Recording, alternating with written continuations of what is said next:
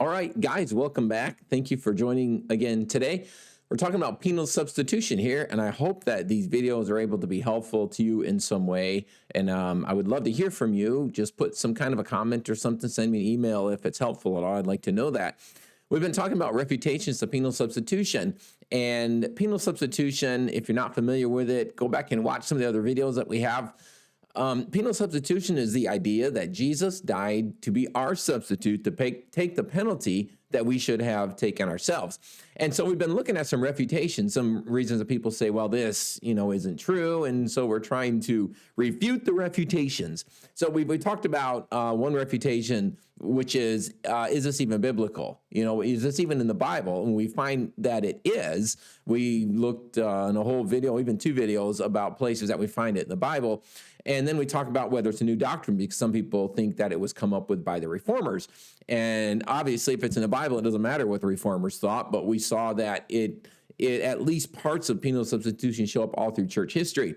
And then the last one we talked about that some people say, well, the payment of Jesus was insufficient. How can the payment of one man, one weekend, pay for the incredible sin of everybody? And so we discussed that, and we talked about the fact that Jesus is infinite. His value is infinite, so he can cover the debt for everyone. Today, I want to look at one just really quickly. This shouldn't take too long. And this is the refutation that, come on, you're telling me that Jesus died for everyone else's sin, but the innocent cannot be punished for the guilty. That would be a refutation. You cannot take an innocent person and they are punished, and the guilt from the wicked person is transferred to that other person. They're taking the punishment. You can't do that. This doesn't work. Well, I think there's a refutation for this. And my simple question that I would begin with to refute the refutation here is, why not? You're telling me that the innocent cannot be punished for the guilty. Why not? What's the problem with that? And so there are a couple answers to this anyway, couple answers. And one answer to this is that is actually not uncommon. It's actually very common. Matter of fact, if you are interested in this, you should read the book. I think it's called Atonement by William Lane Craig. I think I probably have mentioned it before. He talks about Hugo Grotius, who was a Dutch scholar in the 16th century. And he had talked about this, and he says, even in the ancient world, the idea of the innocent taking the punishment for the guilty was actually a very common thought. And Hugo Grotius lists some examples from the Bible even where this happened. Let me just show you a few of them. One is, we're just going to talk about them quickly. Canaan was punished for Ham's sin. Ham was Canaan's father. Ham, he sinned against Noah, and there's some question about exactly what he did. Noah was laying in his tent naked because he was drunk after the flood, and Ham, came in and he looked at his dad or whatever. It's just some question about exactly what happened. But Canaan, his son, was punished for sin. David also. David gave some of the descendants of Saul to the Midianites to be hanged. What was that all about? Well, if you go back into history far enough, when the Israelites were coming into the promised land, God said, you need to just kill all these people. Well, here came this group to Joshua, who was the leader at the time, and they said, hey, we're from a far country. Will you make a treaty with us? And so Joshua made a treaty with them without asking God, and turns out they were actually Canaanites and became known, they were the Midianites. And so Israel had to kind of treat them carefully. Well, when Saul became king later, he attacked the Midianites. When David became king, there was a famine, and he says, what's the deal? What's going on here? And God says, it's because your predecessor, Saul, had attacked the Midianites. So in that sense, the Israelites of that day were being punished for Saul's sin. But David went to the Midianites and said, what can I do? What can we do to atone for this? And they said, give us 7 sons of Saul. And so David gave 7 sons of Saul to the Midianites, who hanged them to atone for the sin of Saul. So that's an example where innocent was punished for the guilty. Achan, think of Achan. Remember Achan, when they came to the promised land, God said, don't take anything from Jericho. Of course, Achan had to go in. He saw a wedge of silver. He saw some great clothes he wanted. He took this stuff and he hid them.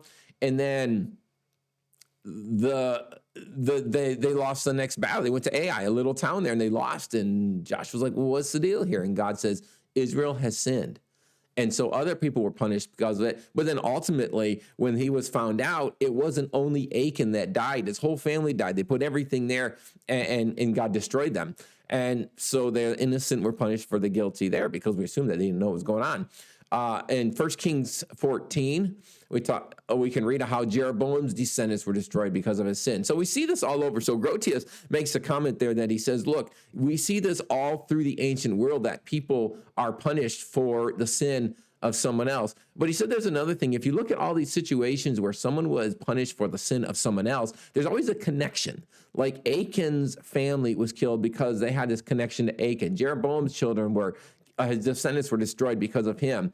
When David gave the sons of Saul over to the Midianites, they were the sons of Saul. There's always a connection between whoever it is that's accepting the punishment, the innocent person. There's a connection between them and the person who had actually done the sin.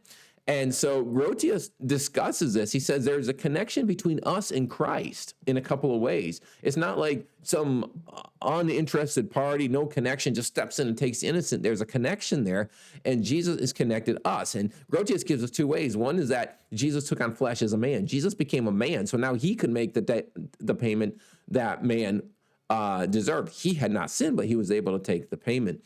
And also, he makes a comment that Jesus is our head. Here's a quote from Grotius. He says, but another and greater connection between us and Christ was designed by God. For Christ was designed by God himself as a head of the body of which we are members. So I'm not sure if Grotius there is talking about the body being the church, or just that he became, the greatest man. That it's not real clear in that exact quote there. But he says the point here that he's making is that Jesus is connected with us. So then he can, even though he's innocent, he did not have any sin of his own. He became a man. He was a man, so he could take that on himself. So another answer to the whole question of can the innocent take the punish for the guilty is that Jesus did actually take our guilt on himself. Now, he had not done it himself. He had not sinned, but he took his guilt on us, which allowed him then even to be more connected with us. 2 Corinthians 5:21 says, for he made him who knew no sin to be sin for us, that we might become the righteousness of God in him. So Jesus had no sin, but it doesn't say that he took the sin. It was kind of piled on him a little bit. The wording there is interesting. He made him who knew no sin to be sin for us. And it's hard for us to get in God's eyes and see exactly how this worked. But it's not just like he said, okay, I'll just go to the cross for them. He actually took our sin on himself, and he take the punishment. One example I think of, it's very superficial. Like any example, you can only go so far. But I think of a mom who has this newly licensed kid. She lets this newly licensed kid drive, but starts speeding, and they get pulled over for speeding. Before the cop comes around, they quick switch places so it looks like mom was driving. Did she do what was wrong?